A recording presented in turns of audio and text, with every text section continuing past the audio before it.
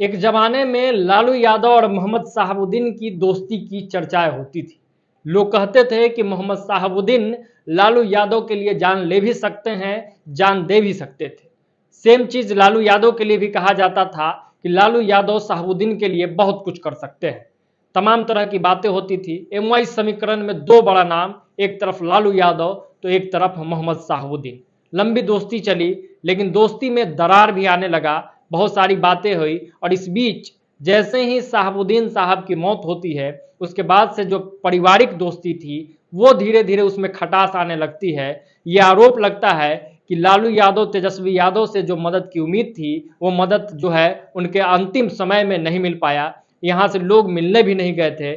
और इसके बाद कहीं ना कहीं फिर से पेच फंसता है, राजनीतिक पेच। जब बात होती है कि मोहम्मद शहाबुद्दीन नहीं रहे तो उनके बेटे को इज्जत मिलेगी, उनकी पत्नी को, हिना साहब को इज्जत मिलेगी, लेकिन ऐसा कुछ नहीं हुआ। पूरी खबर हम आपको विस्तार से बताएंगे और ये कहानी हमारा जो लगातार सीरीज चल रहा है लोकसभा अपडेट, उसी में ये हम आपको बताएंगे कि किस तरीके से अब हिना साहब जो है वो संभवतः राजद का साथ छोड़ के किसी और पार्टी से चुनाव लड़ सकती है। किस पार्टी से चुनाव लड़ेगी ये भी हम आगे के वीडियो में बताएंगे। तब तक के लिए नमस्कार, मैं हूं सिंह आदर्श।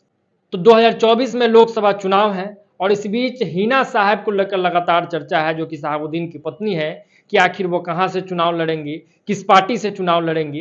क्योंकि राजद से एक उम्मीद जो है वो शहाबुद्दीन परिवार का जुड़ा हुआ था, साथ ही साथ उनके चाहने वाले जितने भी लोग हैं, उस धर्म से जो आने वाले लोग हैं, जो मोहम्मद शहाबुद्दीन के कारण अभी तक लालू यादव को, लालू यादव परिवार को सपोर्ट करते आए हैं, उनके लिए एक बड़ा सवाल है।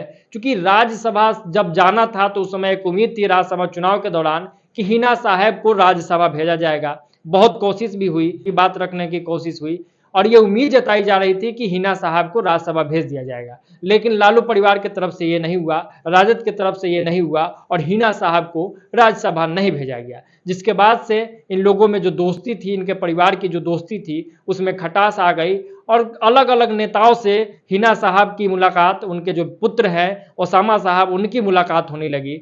और इस कड़ी में एक नाम आया जिनसे इन लोगों का नाम जुड़ने लगा। वो नाम है चिराग पासवान, पार्टी है लोजपा रामविलास। चिराग पासवान खुद भी जाकर हिना साहब से मुलाकात करते हैं, उनके पुत्र ओसामा साहब से भी मुलाकात करते हैं। जिसके बाद ये चर्चाएं होने लगती है कि सिवान से इस बार हिना साहब लोजपा रामविलास के टिकट से चुनाव लड़ेगी, यानी कि चिराग पासवान के साथ हिना साहब जा सकती है। और ऐसी उम्मीद पूरी तरीके से जताई जा रही है। चूंकि एक वीडियो भी वायरल हुआ था जिसमें हिना साहब ये कहती हुई नजर आई थी कि मैं राजद के अलावा किसी और पार्टी से चुनाव नहीं लड़ूंगी।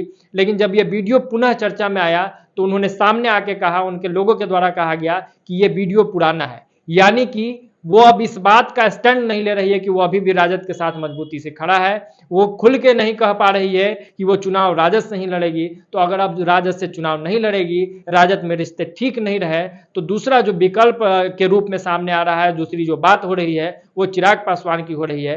क्योंकि इन दौरान चिराग पासवान से शहाबुद्दीन परिवार की नजदीकियां बढ़ी है।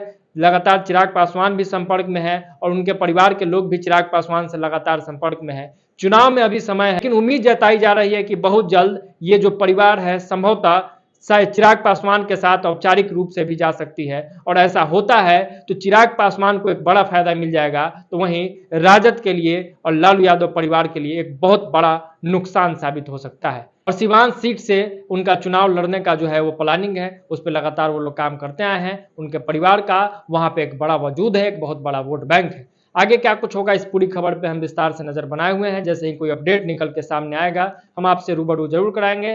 तब तक आप हमसे जुड़े रहें और लोकसभा चुनाव से संबंधित तमाम खबरों पे हम पहले नजर बनाए हुए हैं। आगे भी बहुत सारे कहानियों को लेकर सामने आएंगे। कौन कहां से चुनाव लड़ेगा ये भी बताएंगे, कौन किस पार्टी में टूटेगा और किस पार्टी से साइडलाइन लेगा, तमाम जो राजनीतिक पहलू होती है वो सब कुछ पे हम लोग बात करेंगे। तो जुड़े रहे हमारे साथ। हमें फेसबुक पेज पे देख रहे हैं तो हमारे पेज को फॉलो कर ले और अगर यूट्यूब चैनल पर देख रहे हैं तो हमारे चैनल को सब्सक्राइब जरूर करें। बहुत बहुत धन्यवाद। जय बिहार।